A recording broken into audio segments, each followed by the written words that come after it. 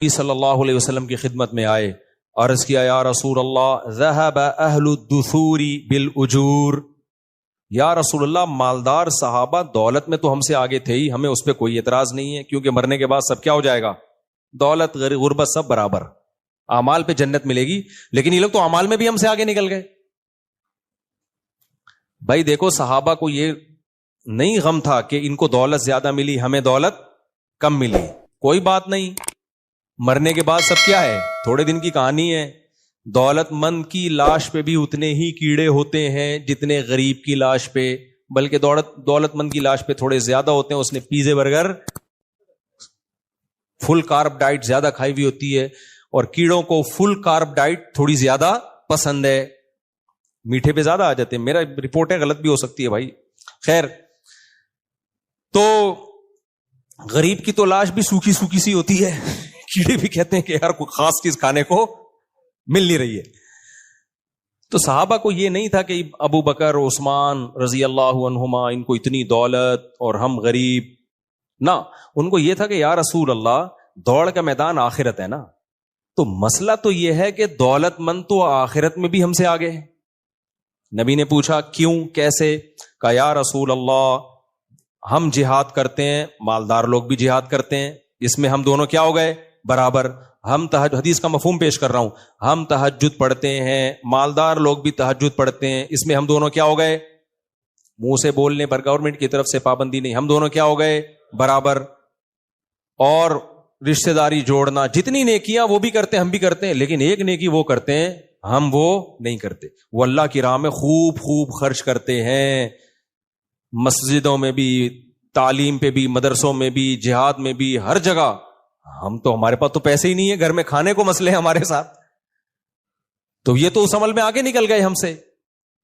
تو فکر دیکھو کس چیز کی ہو رہی ہے صحابہ کو، فکر یہ ہو رہی ہے آخرت میں ہم سے آگے نکل گئے۔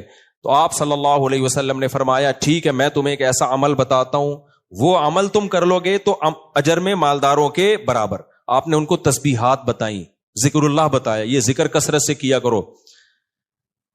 جب مالدار صحابہ کو پتا چلا نا تو انہوں نے بھی وہ تسبیحات پڑھنا شروع کر دی۔ تو پھر غریب صحابہ دوبارہ یا رسول اللہ، جب سے ان کو پتا چلا انہوں نے بھی وہ عمل، اب دیکھو یہ مقابلہ ہو رہا ہے کہ نہیں ہو رہا، بھائی ہم آگے ہی رہیں گے آخرت میں بھی، یہ ایک جذبہ انسان کا، تو یہ پسندیدہ ہے، اس میں آگے نکلو۔ تو مالدار صحابہ بھی نے بھی شروع کر دیا وہ عمل، تو نبی صلی اللہ علیہ وسلم کے پاس پھر مسکین صحابہ آئے، یا رسول اللہ وہ تو انہوں نے بھی عمل شروع کر دیا، تو آپ نے فرمایا ذالک فضل اللہ یؤتیہ من یشاء، بھائی اللہ کا فضل ہے، جس کو چاہتا ہے عطا کر دیتا ہے۔ اب اللہ تمہیں کوئی یہ تو نہیں کہ تمہاری نیکی کا تمہیں اجر نہیں دے رہا، اب ان کو اللہ نے زیادہ نواز دیا، وہ زیادہ کما لیں گے، تو یہ اب اللہ کا فضل ہے۔ یہ ایسا ہی ہے نا جیسے اللہ نے سید الانبیاء صلی اللہ علیہ وسلم کو نبی بنا دیا، تو مشرکین یہ کہا کرتے تھے کہ اگر اللہ نے نبی بنانا تھا تو فلاں کو کیوں نہیں بنایا، فلاں کو کیوں نہیں بنایا، محمد صلی اللہ علیہ وسلم کو کیوں بنایا؟ تو اللہ نے کیا جواب دیا قرآن میں کہ اللہ نے کسی کو غریب بنایا، کسی کو دولت مند بنایا، تو دولت مند بننا اور غربت غریب بننا یہ تمہاری رائے پر نہیں ہے، یہ سلیکشن کس کی ہے؟ اللہ کی۔ حالانکہ یہ کم درجے کا معاملہ ہے، تو نبوت تو اس سے بھی اونچی چیز ہے، اس میں تمہاری رائے تھوڑی چلے گی، اس میں تو اللہ کی سلیکشن ہوگی، جس کو اللہ چاہے گا اس کو سلیکٹ کرے گا۔ تو کچھ نعمتیں اللہ کی طرف سے اضافی ملتی ہیں۔ یہی اشکال صحابیات کو ہوا کہ یا رسول اللہ ہم عورتیں بھی نیک کام کرتی ہیں، مرد بھی نیک کام کرتے ہیں، ہم بھی صدقہ کرتی ہیں، مرد بھی صدقہ کرتے ہیں، لیکن ایک کام مرد ہم سے آگے، وہ جہاد کرتے ہیں، ہم جہاد نہیں کرتی، اور کر نہیں سکتی ہم عورتیں، ہم کیسے، عورت میں اتنا بہادری تو نہیں ہوتی۔ تو قرآن میں کیا آیتیں نازل ہوئی ہیں؟ فرمایا وَلَا تَتَمَنَّوْا مَا فَضَّلَ اللَّهُ بِهِ بَعْضَكُمْ عَلَى بَعْضٍ، اللہ نے بعض کو بعض پر جو فضیلت دی ہے اس کی تمنا مت کرو، یہ گاڈ گفٹڈ ہے کچھ چیزیں، یہ دیکھو اللہ نے مجھے کتنی نعمتیں دی، اگر یہ کمپیئر کرنا شروع کر دیا اس کو یہ نعمت، تو پھر تو ساری زندگی احساس کمتری میں ہی۔ اللہ نے عورت پر یہ احسان کیا، اس کو انسان بنایا، عورت بنایا، یہ بھی تو اللہ کا احسان ہے نا۔ موسیٰ علیہ السلام کی ماں عورت تھی نا، ان کے پیٹ سے کس کو جنا اللہ نے؟ پیغمبر کو جنا۔ کسی نے زبردست بات کی ہے کہ اللہ نے عورت میں کوئی پیغمبر نہیں بنایا، لیکن کوئی پیغمبر ایسا نہیں ہے جو عورت نے جنم نہ دیا ہو۔ کتنا بڑا مقام اللہ نے ان کو دے دیا، اور ان کا ذکر بھی قرآن کر رہا ہے موسیٰ علیہ السلام کی ماں کا.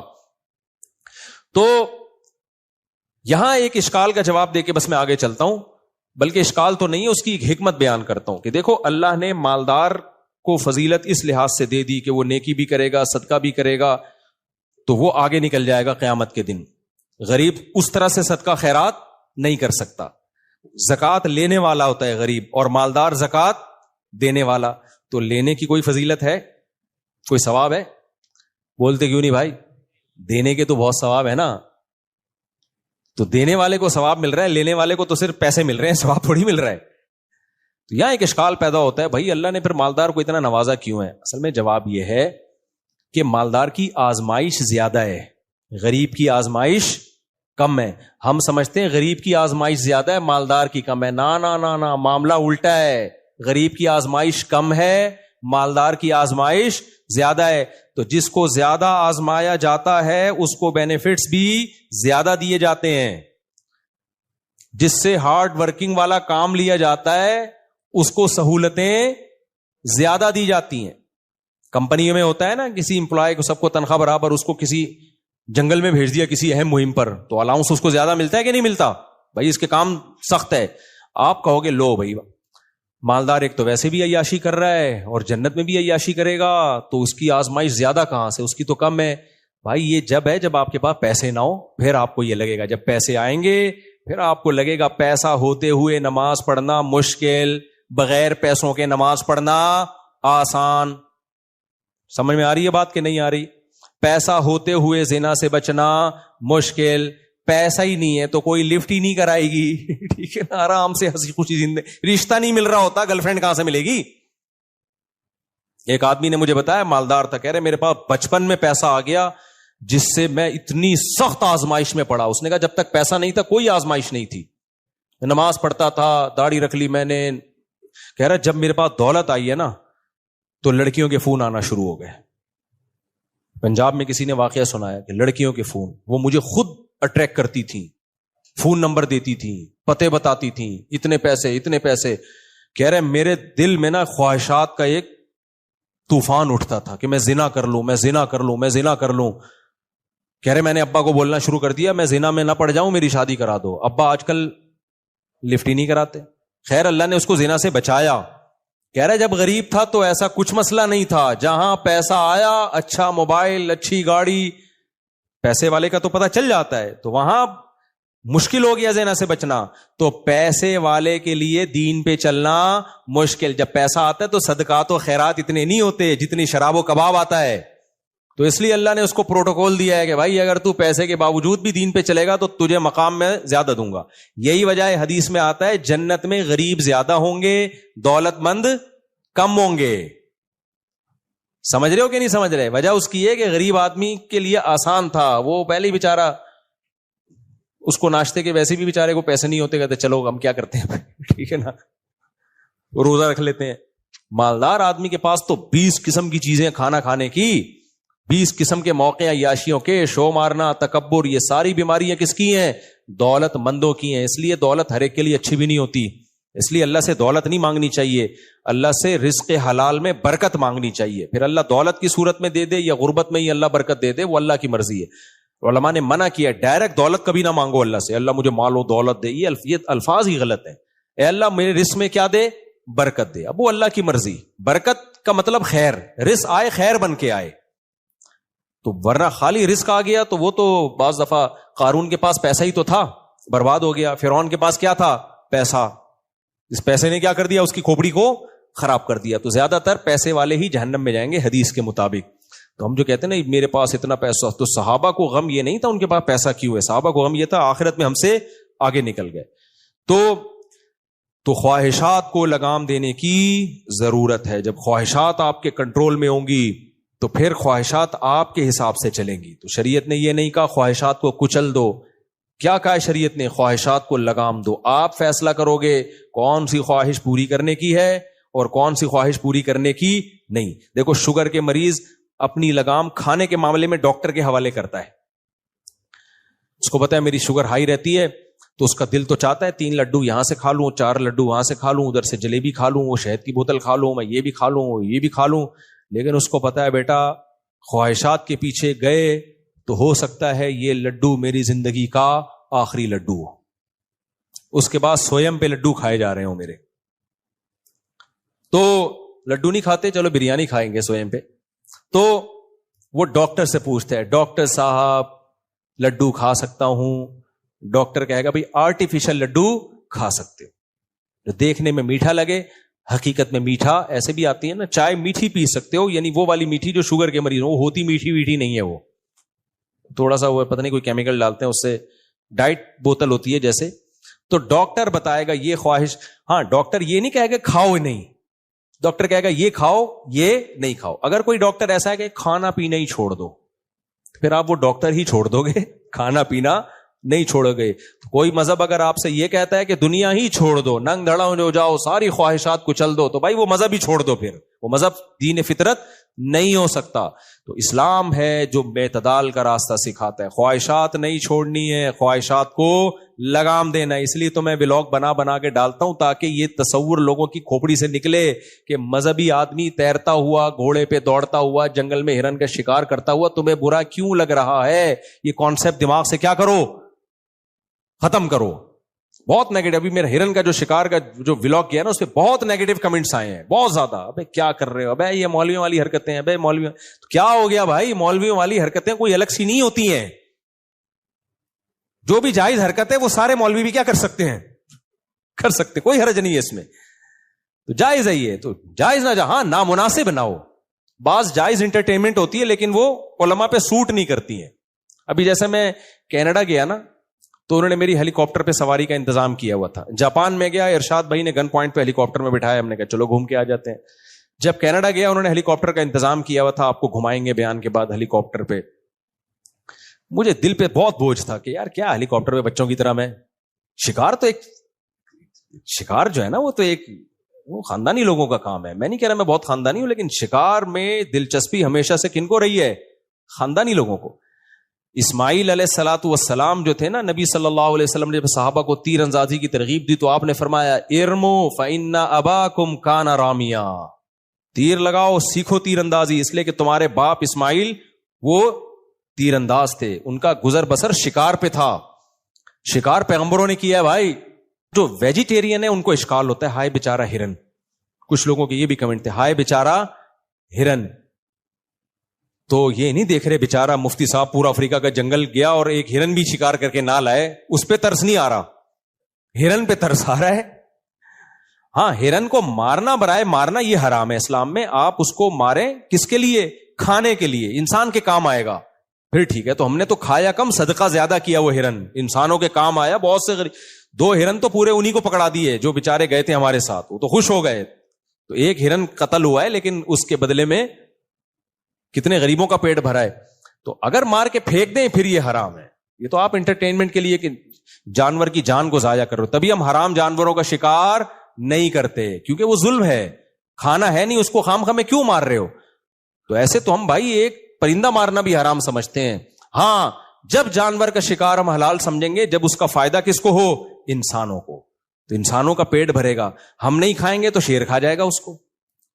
کوئی نہ کوئی تو ہرن کو بالآخر کھاتا ہے. جب بڈھا ہو جاتا ہے نا ہرن تو پھر بھاگ بھی نہیں سکتا، تو شیر ہی آ کے کھائے گا. تو شیر سے بہتر نہیں ہے کون کھا لے؟ جمشید کھا لے، غفار کھا لے، وسیم کھا لے، یہ زیادہ بہتر ہے. کیا خیال ہے؟ تو اسلام کے جو بھی جائز چیزیں ہیں ان کو جب آپ ڈیپ میں جا کے غور کرو گے تو وہ انسانیت کا اس میں فائدہ ہی ہے. تو وہ ہیلی کاپٹر کا میں قصہ سنا رہا تھا. تو مجھے انہوں نے کہا کینیڈا میں آپ کے بیان کے بعد ہم نے ہیلی کاپٹر کی رائڈ رکھی ہے. تو بہت زیادہ ہے. پھر میں نے آخر میں کہا یار مجھے لگا تھا بیچاروں نے انتظام کیا ہے، تو میں نے کہا بھائی یہ رائڈ میں نہیں کروں گا. یہ بچوں کے کھیل ہیں، ہوا میں یوں پتنگوں کی طرح ہیلی کاپٹر میں اڑنا، اور میں نے کہا یہ اس میں مجھے دلچسپی بولو نہیں.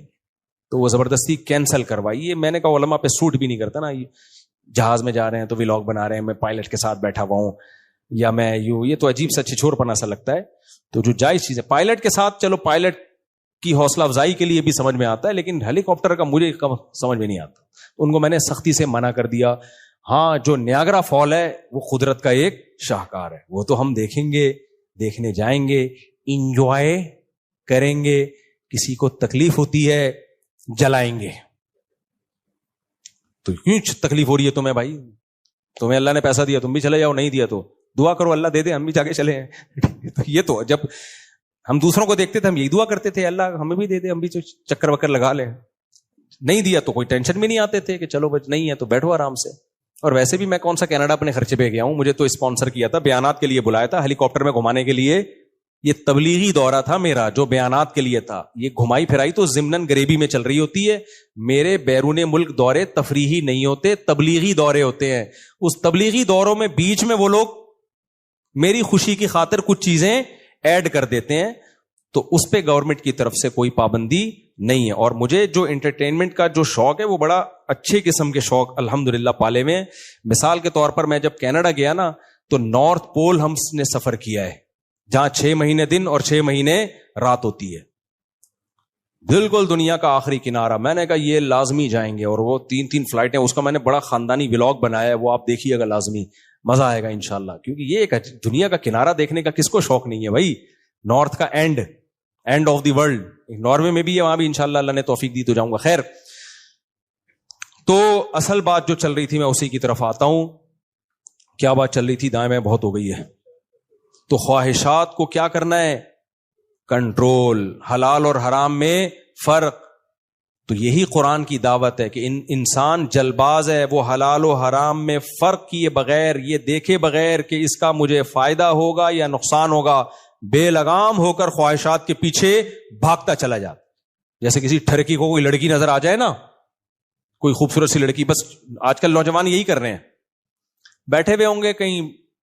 ایک حکیم صاحب نے مجھے بتایا, اللہ ان کی مغفرت فرمائے, ویسے تو ابھی زندہ ہیں لیکن بوڑھے ہو گئے, کسی کو پتہ نہیں چلے گا کس کی بات کر رہا ہوں. انہوں نے مجھے اپنا واقعہ سنایا. مجھے کہنے لگے میری 2 بیوی ہیں. میں نے کہا ماشاءاللہ. کہنے لگے میں بہت ٹینشن میں ہوں. میں نے کہا کیوں بھائی؟ کہتے ہیں میں اپنی کلینک میں یا مطب میں بیٹھا ہوا تھا, اچھا بھلا شادی شدہ تھا, پہلی بیوی بڑی خاندانی شریف شرفا, اس سے بچے بھی. تو یہاں سے کوئی لڑکی خوبصورت سی گزر کے گئی اپنی ماں کے ساتھ. اللہ معاف فرمائے, کسی کو پتا تھوڑی کس کی بات کر رہا ہوں, اس لیے کوئی غیبت نہیں ہے. کہہ رہے ہم میں ایسی ٹھڑک, ہم بھی پیچھے پیچھے نکل لیے. کہہ رہے بڑی خوبصورت سی کوئی جا رہی تھی, بے پردہ سی تھی, بال وال کھلے ہوئے, بڑی ماڈرن ٹائپ کی. تو کہہ رہے مجھے بڑی اچھی لگی, میں یہیں کوئی ماجون کھا کے اللہ معاف فرمائے بیٹھے ہوئے ہوں گے. تو کہہ رہے مجھے نظر آئی تو ٹھڑک نکل لی, ہم بھی پیچھے. ابے تو آپ کوئی خاندان دیکھو اس کا. کہہ رہے جاتے جاتے میں نے اس کا گھر تلاش کر لیا, بس اٹریکشن روڈ پہ پسند آ گئی. تو میں نے پیغام بھیجا, پیسہ ویسا دیکھ کے انہوں نے شادی کر دی. وہ اتنی بد اخلاق نکلی, کہہ رہے میرا تو سر گنجا ہو گیا اس کی وجہ سے, کبھی منہ سے تمیز سے بات کرتی نہیں, عذاب میں آ گئی ہے زندگی. تو میں نے کہا حکیم صاحب یہ کون سا طریقہ ہے یار, کوئی روڈ پہ چلتی ہوئی لڑکی جا رہی ہے پیچھے نکل لی ہے اس کے. تو یہ ہے خواہشات بے لگام, جہاں دل چاہ رہے وہاں نکل لیے. ہمارے ایک استاذ کراچی کے کسی علاقے میں تھے, علاقے کا نام نہیں بتاؤں گا, امام تھے وہ مسجد کے. تو کہنے لگے میں امام تھا تو وہاں اللہ معاف فرمائے, کہہ رہے ہیں وہ خاص علاقہ ہے, بہت ہی عجیب قسم کے وہاں کا کلچر ہے. کہتے ہیں میں نے وہاں کے بوڑھوں کو دیکھا, کوئی نماز روزہ نہیں, ایسے ٹھرکی بوڑھے, یہ ان کے الفاظ ہیں, ہمارے حدیث کے استاذ تھے وہ. کہتے ہیں ایسے ٹھرکی بوڑھے بیٹھے رہتے تھے تھڑے پہ نا, باہر ہوٹلوں پہ, کوئی کام دھندا نہیں ان کا, بس بیٹھے ہوئے ہیں, چائے چل رہی ہے. کہہ رہے ادھر سے کوئی عورت آتی بھی نظر آتی نا, اس کو دیکھتے وہ, اور وہ دیکھتے دیکھتے دیکھتے جب تک گلی کے پار اس کا دوپٹہ بھی نظر آنا بند ہو جاتا نا, وہ دوپٹہ بھی نظر, وہ پورا سارے مل کے اس کو دیکھ رہے ہوتے. کہہ رہے سارا دن یہی کام تھا ان کا, ادھر سے کوئی پھر دیکھا آ رہی ہے تو سارے یوں شروع. تو کہہ رہے میں ان کے منہ کو دیکھتا تھا کہ یار تمہیں شرم نہیں آتی اس بڑھاپے میں. یہ ہے خواہشات کا بے لگام ہونا. اور بوڑھے ہیں وہ تو پیچھے جا بھی نہیں سکتے نا, وہ حکیم صاحب تو اس وقت جوان تھے, نکل لیے پیچھے, یہ تو جا بھی نہیں سکتے, بس دیکھنے ہی پر ہی ہے, اور کیا کریں گے بیچارے, اتنے بوڑھے ہو گئے, دیکھ کے خوش ہو رہے ہیں. تو جب انسان میرے بھائی خواہشات بے لگام ہو جاتی ہے, اس کی زندگی بہت برباد. اپنی خواہشات کے لیے اپنے ہاتھوں سے اپنی خوشیوں کو آگ لگاتا ہے. اب ان بوڑھوں کا بیچاروں کا کیا, نہ اللہ کا نام لینے میں مزہ آئے گا ان کو, نہ نماز میں مزہ آئے گا, نہ فجر میں, نہ ظہر میں, نہ تہجد میں, نہ تلاوت میں, نہ دعاؤں میں. ان منحوس گناہوں کی وجہ سے اللہ دعاؤں کی لذت چھین لیتے ہیں, ذکر کی لذت چھین لیتے ہیں, تلاوت کی لذت, ہمارے بوڑھے جو مسجدوں میں آتے ہیں کیسا ان کے چہرے پہ رونق ہوتی ہے, آ کے بیٹھ جاتے ہیں نمازوں سے آدھا گھنٹہ پہلے, ذکر کر رہے ہیں, اللہ کا نام لے رہے ہیں, دعائیں مانگ رہے ہیں, کتنی ان کے چہرے پہ ایک نور آ جاتا ہے. اس سے دل چاہتا ہے ان سے دعا کرواؤ, ان سے دم کرواؤ. اور ایک وہ ٹرکی ٹائپ کے ہوتے ہیں بیٹھے ہوئے ہیں سارا دن, کیسی ان کی زندگی دیکھ کے لگ رہا ہوتا ہے یہ پریشان ہے. تو اس لیے میرے بھائی اللہ نے فرمایا خلق ان الانسان خلق ہلوا, جل باز ہے, فوراً خواہشات کے پیچھے بھاگتا ہے. اب اس بوڑھے کو یہ تو چاہیے تھا نا, جو دیکھ رہے ہیں یہاں سے وہاں تک, یار نوجوان بھی ہمیں دیکھ رہے ہیں, وہ کیا بولیں گے اس بڑھاپے میں آپ کیا کر رہے ہو, تھوڑا سا نظر کو جھکا لو. لیکن بریکیں کیا ہو گئی ہیں, فیل, بریکیں فیل. نہ عزت کا خیال ہے, اولادوں کا بھی خیال نہیں ہے, اولاد کیا کہے گی, ابا کو دیکھو کیا کر رہے ہیں. تو یہ بریکیں فیل.